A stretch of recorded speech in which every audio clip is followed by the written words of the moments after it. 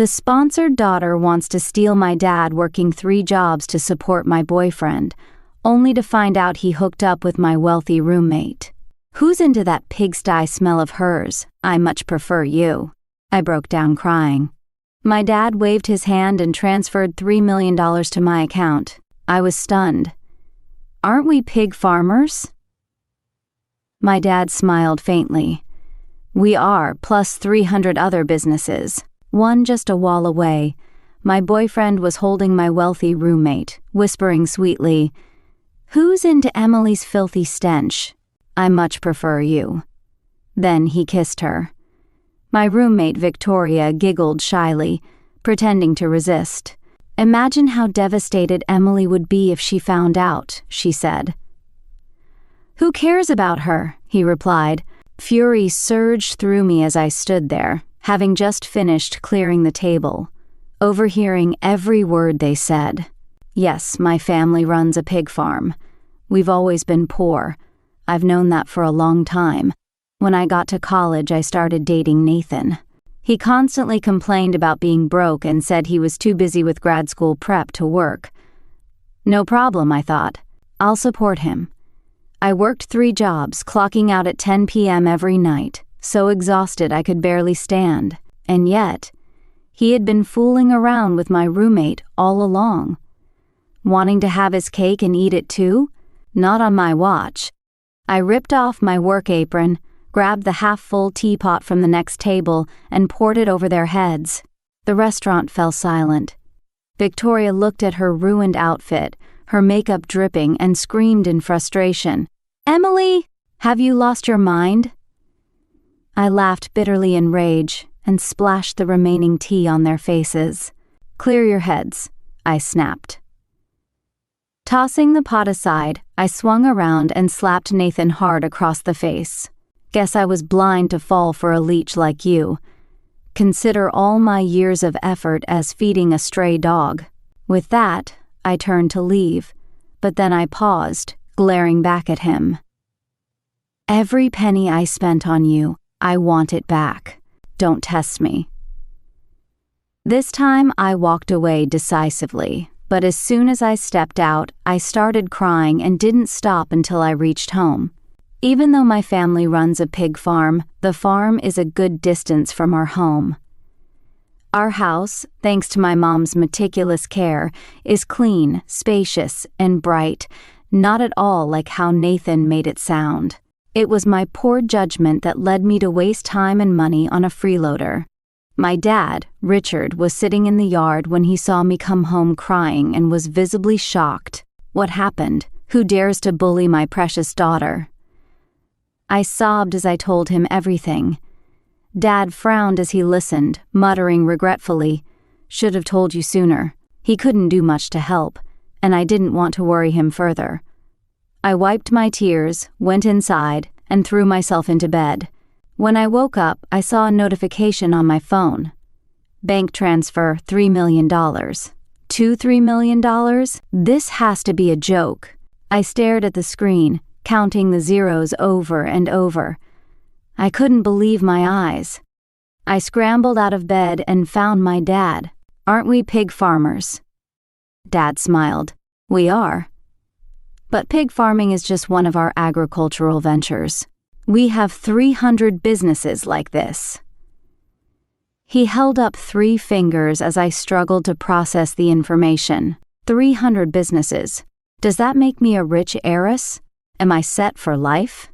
Dad explained, "Back then, your mom and I only had you, and we wanted to raise you to be grounded and not spoiled. So we kept our wealth a secret, but rest assured, we're loaded." "Your ex-boyfriend? Just his loss. Take that $3 million and treat yourself to something nice." I'd dreamed of being rich for so long, but I never thought it would come true. Suddenly, everything felt brighter. Who needs a useless freeloader when I've got money? Out of my way, losers, I've got a fortune to enjoy.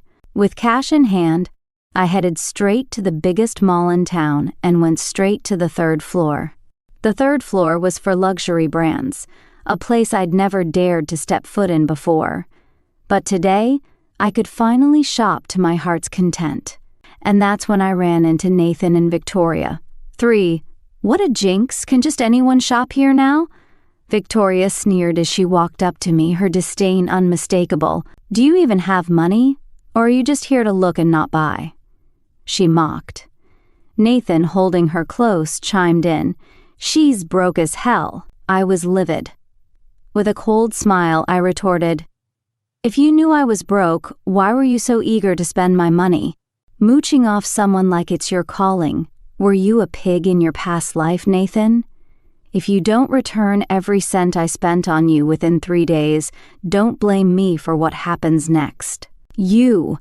Nathan's face turned red with anger, but I couldn't care less. I turned and walked toward another section of the store. I had just picked up a mustard yellow dress when Victoria snatched it out of my hands. I'm taking this, she declared. I turned back, annoyed. I saw it first. Victoria smirked. Everyone knows you're broke, Emily. Always working in the cafeteria, barely making ends meet. What money do you have to buy this? Stop embarrassing yourself. I'm buying it. The sales associate, quick on her feet, took the dress and started wrapping it up for her. I was furious. Always being dismissed like this? Even a saint would lose their temper at some point. I retorted coldly, I was here first. Don't you know the situation? The sales assistant sneered dismissively. It's obvious you can't afford it. I'll wrap it up for this lady instead. Hearing this, Victoria puffed out her chest and handed over her card with an air of superiority. Insufficient balance. The sharp electronic voice echoed around us. What? Victoria exclaimed in shock, her expression as if someone had slapped her in the face. The sales assistant offered an awkward yet polite smile. Your balance is insufficient. Perhaps you could try another card? Victoria's face darkened as her emotions flickered, and suddenly she angrily snatched the bank card back. Forget it. Nathan quickly followed after her.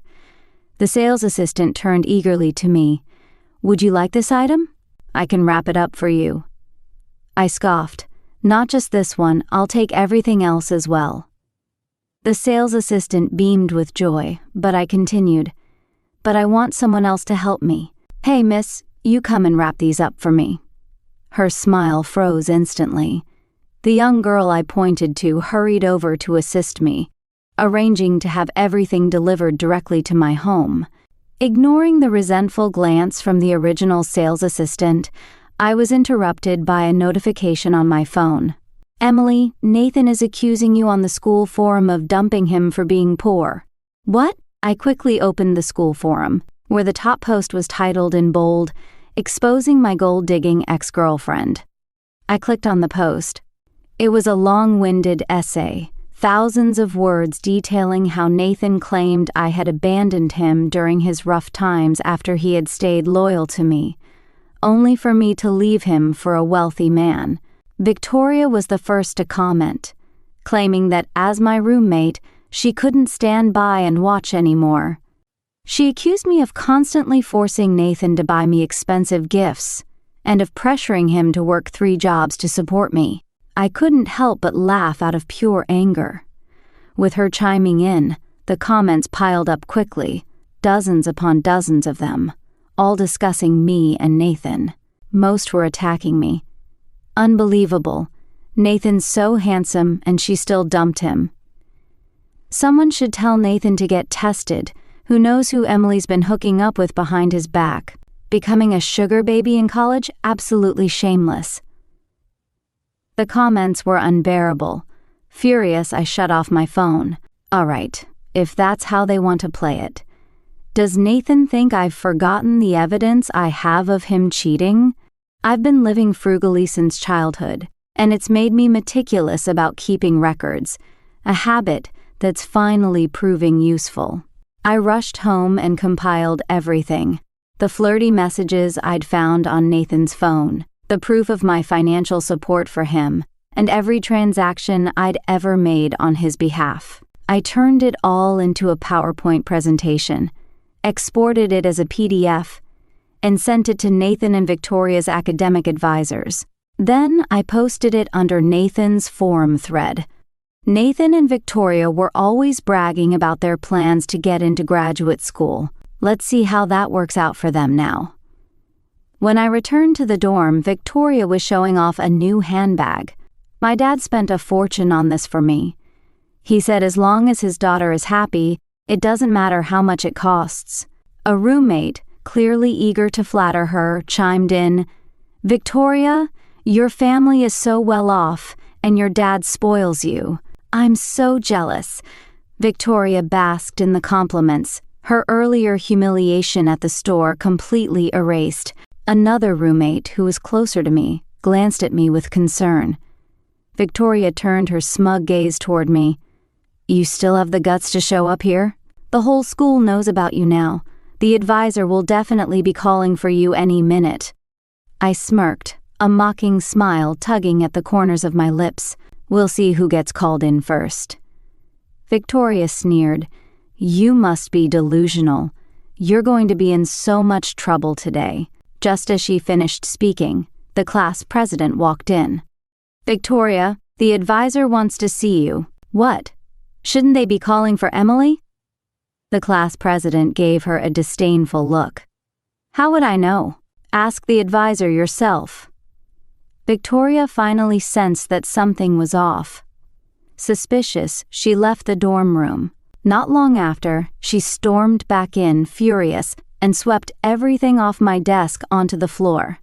With tears in her eyes, she screamed at me, "Emily, I'll ruin you." Victoria and Nathan's graduate school plans were officially over. The PDF I had shared caused a massive stir across campus, and even trended on a popular social media platform. The university took it very seriously and decided to revoke their graduate school recommendations. To be fair, their qualifications for the program were shaky at best. They'd cheated on countless exams, and Victoria had used her rich girl status to intimidate others, forcing them to turn a blind eye. I stared at her calmly. "Victoria, you brought this on yourself. If you and Nathan had been innocent, I wouldn't have had anything to report. You!" Victoria glared at me with pure hatred. "I won't forget this, Emily, just you wait." Nathan, however, reacted more dramatically, cornering me on my way back to the dorm. "Emily, do you know how hard my life is? How could you do this to me?" I shrugged. "So it's fine for you to spread lies about me, but not okay for me to expose the things you've actually done. Where do you get the audacity to question me? Oh, and by the way, you've got 1 day left. If you don't pay back what you owe me, this PDF will be just the beginning." Nathan softened his tone, leaning in to grab my hand, but I dodged him. "Emily, just forgive me this once. As long as you admit that everything you've said was made up, I'll be with you." I pinched my nose and took 2 steps back, keeping at least 6 feet between us. "I'm not a fly, and I definitely don't want to be with someone as disgusting as you. Shoo, get away from me before I suffocate from the stench." Nathan was so furious that he couldn't speak, still trying to grab my wrist. I slapped him so hard that he stumbled back, struggling to keep his balance. How had I not noticed before that he was this weak? "Nathan, stop pestering me. Trust me, you don't want to know what happens if you keep this up." With that warning, I turned and walked away. Nathan continued to bother me a few more times afterward, but I called the police on him. He only stopped after returning the money he owed me. This whole ordeal became a hot topic at our college, and it was discussed endlessly before it finally blew over. Soon after, it was time for internships. I'm obviously not worried about internships. My dad already arranged everything for me, and I'll be joining our family business directly, Victoria announced. The classmates who had been mocking her just a few days ago suddenly changed their tune, flattering her with fake smiles. "Victoria, you're so lucky. Don't forget about us when you're at the top." I clutched my phone and headed back to the dorm. Victoria glanced at me and sneered. "Some people sure like to pretend. Deep down, they're probably dying of jealousy. Her sycophant chimed in immediately. Exactly. Victoria, you're just too kind, and that's why people take advantage of you. I couldn't be bothered to respond to them. I had already secured my own plans. A couple of days ago, my dad had strongly insisted that I intern at our family company. Why would you go to someone else's company? Just focus on your internship here, and after you graduate, you can help me manage the business. Reluctantly, I agreed. To be honest, I was also curious about this mysterious family enterprise I had never been involved with before. On Monday morning, as I was about to leave for the company, my dad stopped me. This time, start from the bottom. Don't reveal your identity just yet. People might treat you differently if they know who you are. Just act like a regular employee and focus on doing a good job. Sure, Dad, I replied casually. It was such a simple request. Even after becoming wealthy, I hadn't gone around flaunting it. Life was the same as always. Oh, by the way, my dad added, I've been sponsoring a college student for years now. She goes to your school and will be interning at our company this year. You should get to know her. Got it, I said quickly, eager to leave before my dad could start another long-winded lecture. When I arrived at the company for orientation, I saw two unexpected faces. Nathan, thank you so much. I wouldn't have had this opportunity without you, he said, holding Victoria's hand tightly, his face full of gratitude and affection. It's nothing, she replied. Honestly, I didn't even want to come here. If it weren't for my dad insisting that he wanted me nearby and thought his own company would be the best place for me to grow, I wouldn't have bothered. The company, Prosperity Group, was a leader in the industry, the kind of place countless people dreamed of working at. As soon as the other interns heard that she was the CEO's daughter, they flocked to her, trying to curry favor. Among them, someone couldn't resist asking out of curiosity, "You're the daughter of Prosperity Group's CEO? Then why isn't your last name the same as his?" Victoria brushed her hair back with a haughty air. "Because my dad loves my mom so much, he insisted that I take her last name. Your family sounds amazing," someone gushed. I was puzzled. "You're the daughter of Prosperity Group's CEO? Then who am I?" Nathan shot me a look of disdain. "Her? And not you? Emily, how do you even have the nerve to walk into a top-tier company like Prosperity Group when you're covered in filth?" Victoria waved me off dismissively, her tone dripping with arrogance. "If you beg me, I might consider giving you a chance." I couldn't help but laugh out loud. Victoria had to be lying. How could I not know if my parents had another daughter? I stepped into the stairwell and called my dad. "Dad, did you cheat on Mom?" He was so startled that he nearly dropped the phone. "What is wrong with you, kid? What kind of nonsense is that? Cheat? I'd sooner see a ghost." So it was Victoria who was lying. That was all I needed to know. Just as I was about to hang up, I remembered something my dad had said earlier. "Dad, what's the name of the student you've been sponsoring?" "I think her name is Victoria." I froze. So, Victoria was the student my dad had been sponsoring all these years. I thought about all the stunts Victoria had pulled during college and couldn't help but marvel at her audacity. Who gave her the courage to parade around pretending to be a rich heiress? Watching her bask in the attention of her admirers, I came up with a plan. This was going to be fun. Victoria walked in that day with a flashy new bag, a low-key yet luxurious piece from a high-end brand, clearly very expensive. Tommy, ever the observant one, noticed it immediately and exclaimed, "Wow, an Aja bag."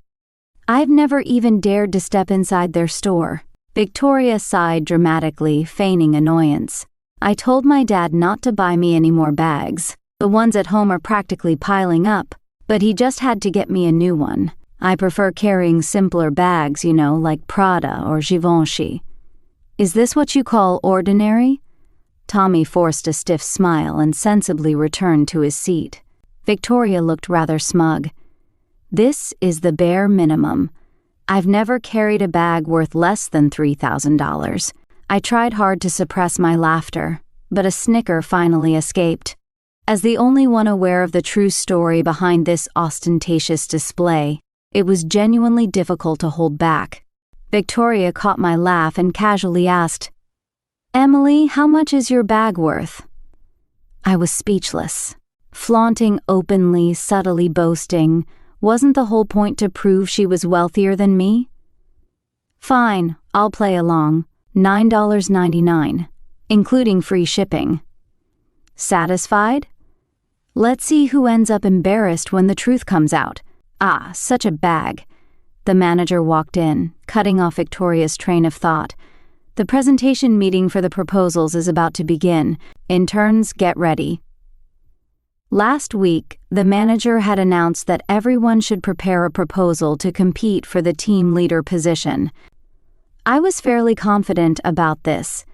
In school, I had handled most of the group assignments single-handedly. On top of that, I had participated in numerous competitions. Besides, the proposal assigned to the interns wasn't particularly challenging. I was determined to win, clutching the product of many sleepless nights as I walked into the conference room. Victoria volunteered to present first. "Manager, let me go first," she said eagerly. I was puzzled. Back at home, Victoria was the worst in our dorm, always busy indulging in the luxuries her wealthy family afforded her. Finals? She copied her way through. Could she actually have written this proposal? The manager, seeing her enthusiasm, allowed her to go ahead. I sat back, listening quietly, but soon straightened up, anger bubbling within me. The content of her presentation was all too familiar. She had plagiarized my work. This is my idea. What do you think, manager? When she finished, the manager nodded approvingly. Not bad. The approach is solid, and there are virtually no major issues. Quite impressive for an intern. I'll work hard to improve and strive to stay with the company, Victoria replied sweetly. I coldly chuckled, slamming my folder onto the table. Victoria, do stolen ideas count as your own? What's going on? The manager frowned. Victoria's expression flickered with panic but quickly regained composure. Manager, Emily is slandering me. She's always been jealous of my academic achievements back in school. The manager turned to me. If you're making accusations, provide evidence. I don't want any drama in this team. I calmly replied, I request access to the security footage. My computer has been untouched, and the footage will surely show her accessing it. Victoria sneered at me. Go ahead, check it. My heart sank. Sure enough, the security staff returned, saying, the cameras malfunctioned for some reason. Emily, we were classmates after all. Do you really think I need to copy your proposal? Speak with evidence, Victoria said smugly. The manager sternly addressed me. Since you can't prove your claim, let's drop this matter. I won't tolerate further disruptions. Oddly, I felt a sense of bias from the manager. Was it just my imagination?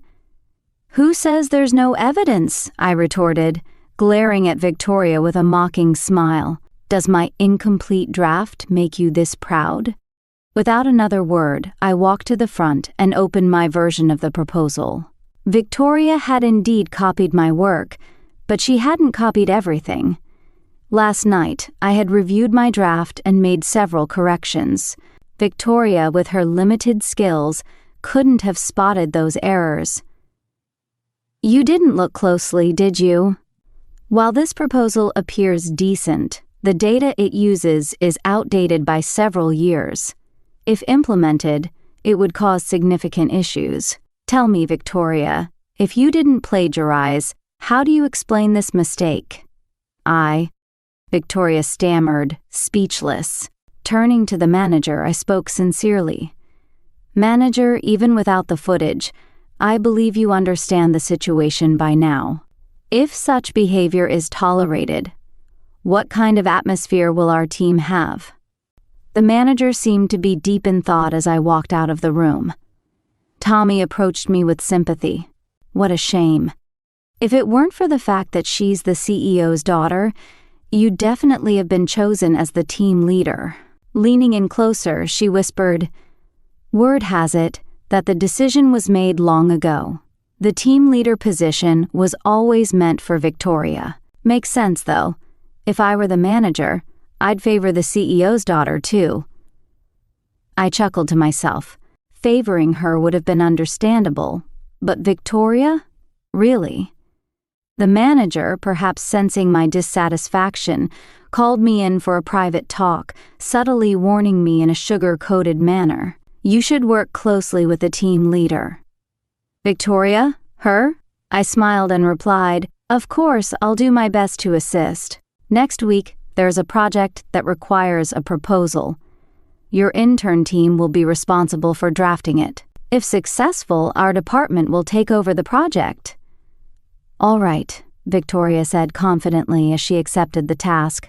Tommy, overhearing, quietly sidled up to me. "Do you think we'll end up doing all the work again?" I gave a wry smile. "It's possible." The two of us shared a deep sense of foreboding about the group's future. But the others? They seemed blissfully unconcerned. "With Victoria here, this project will be a breeze," someone quipped. "Yeah, she's got this under control," another chimed in. The atmosphere was nothing short of harmonious, but only I knew how unreliable Victoria actually was. And sure enough, Victoria was completely clueless. At first, everyone assumed she might be inexperienced, but at least capable of handling the basics, like the format of the project proposal. But as the days went by, they realized she genuinely knew nothing. On the very first day, Victoria declared, "You all handle these sections. I'll just do the data collection and final review." Anyone with experience could tell Victoria had chosen the easiest tasks. Out of respect for her privileged status as the boss's daughter, the rest of the group swallowed their frustrations and got to work. But when it came time for review, the manager stormed into our office and tossed the project proposal onto the table. "This is an embarrassment. How dare you submit something riddled with errors? Didn't anyone think to double-check? I'm not happy with this at all," he added coldly. "The company has decided to revoke one of this year's intern to full-time conversion slots." Tommy, who had poured her heart and soul into the project and stayed up countless nights to perfect it, couldn't hold back her emotions. She clenched the proposal and pored over the mistakes. Realizing they were all in the sections Victoria had overseen, she snapped, "You're using data from 2 years ago, Victoria. Do you even have any professional standards?" Victoria, unbothered, replied, "Why are you yelling at me? Careful, or I'll tell my dad to fire you on the spot." Nobody wanted to risk crossing Richard's daughter, not unless they were ready to walk out of the company for good. Tommy swallowed her anger and returned to her desk in silence. But it was clear the team's resentment toward Victoria was growing by the day. Victoria, however, didn't seem to care. She continued parading around the office, flaunting her connections and privileges. The latest? She was bragging about an upcoming gala. "My dad's hosting it just for me," she announced smugly to anyone who would listen. I told him to keep it low-key, but he insisted on going all out. "A gala?" Just a few days ago, Richard had mentioned to me that he'd be holding an event to formally introduce me to his business network. He and my mom had been planning it for weeks. In fact, he'd just called to remind me that my uncle would be taking me to pick out a dress, since his taste was better. Watching Victoria flit around the office like a smug butterfly, with Nathan trailing behind her like a loyal lapdog, I couldn't help but smile. I couldn't wait for the moment they came crashing down. My uncle arrived in his luxury car to pick me up. A renowned designer based overseas, he had recently returned to the country. The moment he saw me, he was less than impressed. "No, no, no," he said with a dramatic sigh. "We need a complete transformation." After hours of trying on gowns, we finally agreed on a sleek black dress paired with a dazzling diamond necklace. "Perfect," he declared. Exhausted but relieved, I returned to the office with him. He went to discuss something with Richard while I headed to my desk. As I walked in, I noticed the odd stares from my colleagues. Tommy, in particular, looked upset. She quickly approached me.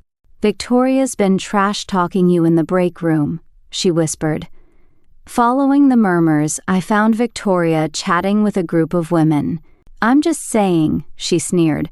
"Emily must have some sugar daddy. How else would she afford that Maybach parked out front?" "What? No way. She always seemed so proper." "Who would have guessed?" one of the women replied. Victoria smirked knowingly. "Oh, honey, back in college she was quite the wild one."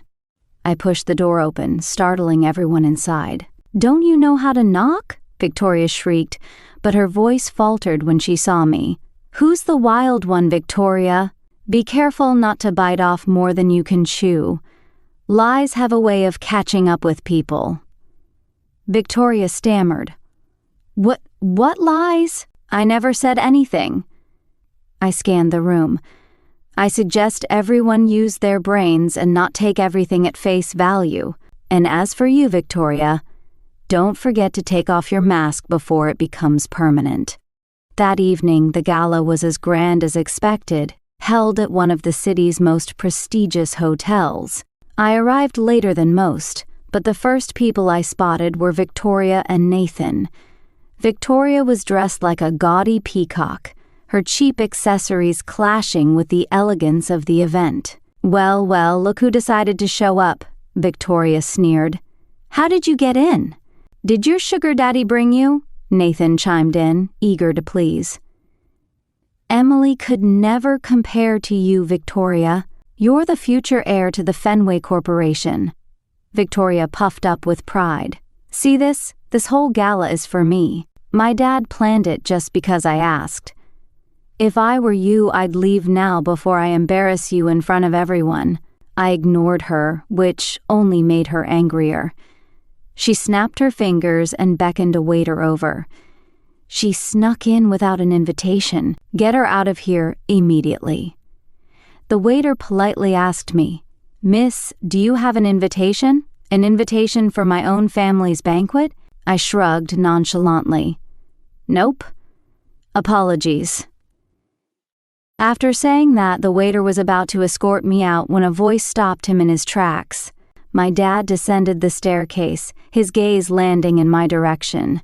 "Who dares to try and throw my daughter out?" "What?" Victoria's eyes widened in disbelief as she muttered under her breath. "I thought you didn't have a daughter." My dad ignored her completely, striding toward me with a stern expression. Usually he's all smiles and warmth, but tonight, in such an important setting, he exuded an air of authority that was truly impressive. "This is my daughter, Emily, and also the new heir to Bright Path Corp. As for Miss Victoria here, she's merely a scholarship student I sponsored." The room fell utterly silent. Among the attendees were several of my department colleagues, all too shocked to say a word. Just moments ago, Victoria had been flaunting her supposed status as the daughter of Bright Path Corp's chairman, using it to build connections. But within minutes, her entire charade unraveled.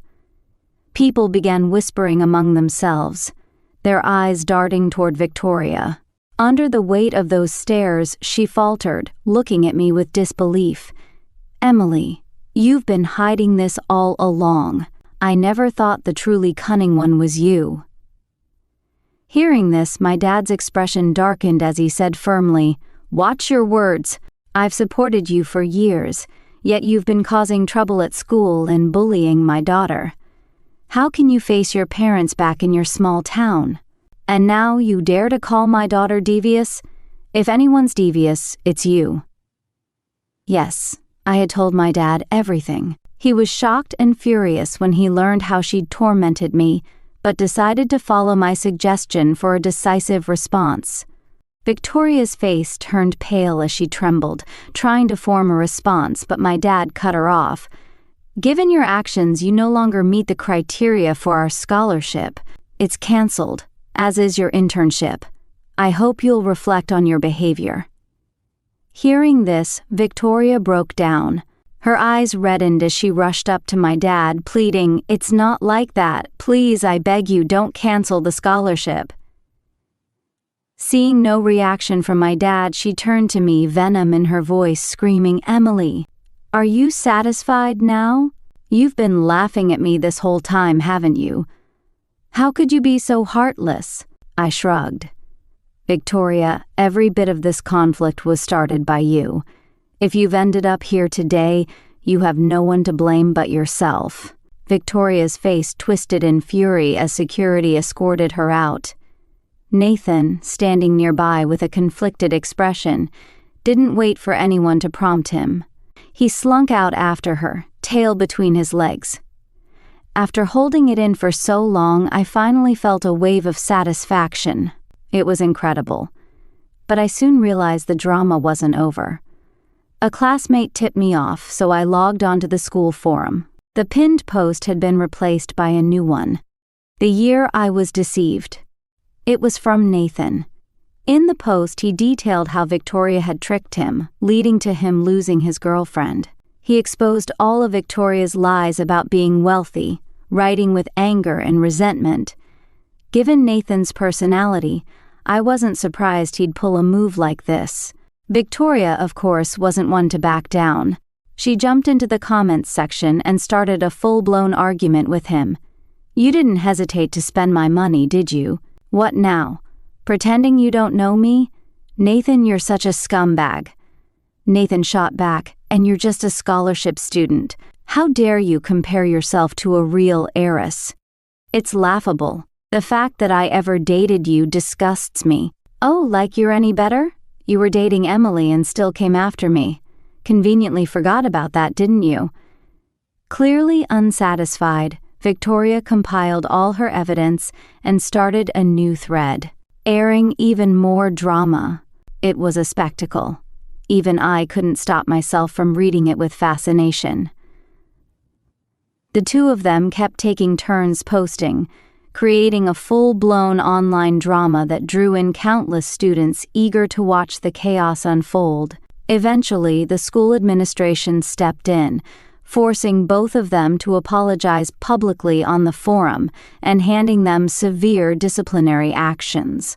But Nathan wasn't ready to give up just yet. He came to find me. "Emily, I was such an idiot. Please forgive me this once. I swear I'll treat you well from now on. Let's start over." Nathan's tone was pitiful, a far cry from the arrogance he'd displayed when we broke up. I let out a cold laugh. "Now that it's all over, you come crawling back? Nathan, you really know how to show up when it's too late. Forgive you? Do you think that's even possible?" He tried to grab my hand.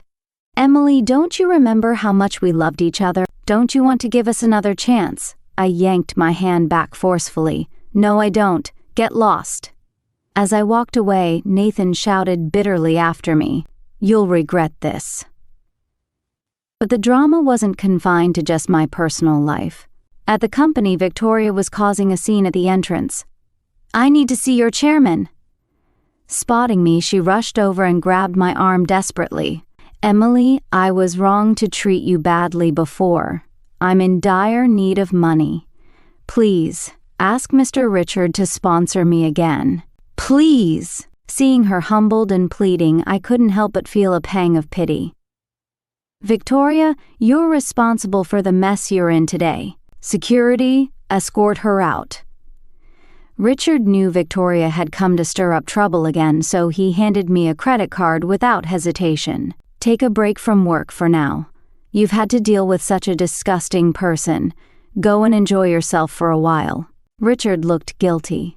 He had been getting an earful from my mom these past few days for supporting someone so awful, only to let her bully his own daughter. I ended up having to comfort him instead. "Everyone makes mistakes," I said. "It's just one of those things." Both Richard and I learned a valuable lesson from this. That evening, after work, I decided to clear my head with a walk. Alone, I wandered through the quiet streets. As I passed a narrow alley, I felt a sharp blow to the back of my head. "Finally, you're in our hands." I woke up groggily, only to see Nathan and Victoria standing right in front of me. Victoria leaned in close, pinching my face hard. "So feeling smug now, are we?" I smirked. "Oh, absolutely. Not only am I smug, but I also pity you. How does it feel to have all your efforts amount to nothing?" Victoria's face turned red with anger. Nathan, growing impatient, cut her off. "Enough with the talk. Tell your dad to cough up the money and bail you out." Still smiling, I calmly said, "Oh, look, he's already here." Nathan and Victoria turned around sharply, only to find a row of police officers standing silently behind them. At the front of the group stood Richard. The two of them were amateurs. It wasn't hard for them to get caught. I sighed. "I had hoped you two would have changed, but it seems you're as foolish as ever. You've squandered the second chance I gave you. For a moment, I had wondered if I was being too harsh. But no, bad people don't change. They remain just as bad." Behind me, I could hear their desperate cries and shouts, but I paid them no mind. Richard held my hand tightly as we walked out of the warehouse. Mom was waiting for us at home, ready to share dinner as a family.